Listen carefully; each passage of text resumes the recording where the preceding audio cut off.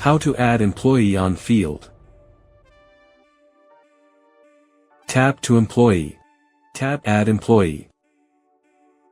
Enter first name.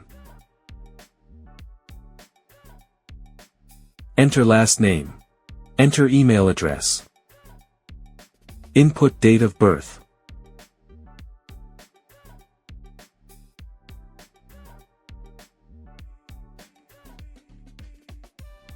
Enter date of joining. Enter phone number. Enter gender. Enter designation. Enter department. Select experience level. Select branch. Enter password. Enter confirm password. Select employee type. Tap to submit.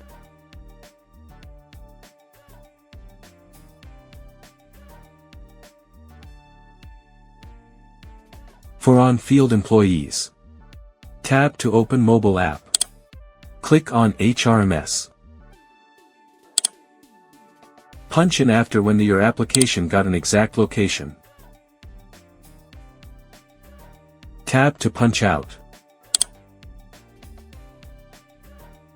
Here you can see the location of an employee in attendance section of admin portal. HRMS. Go to dashboard.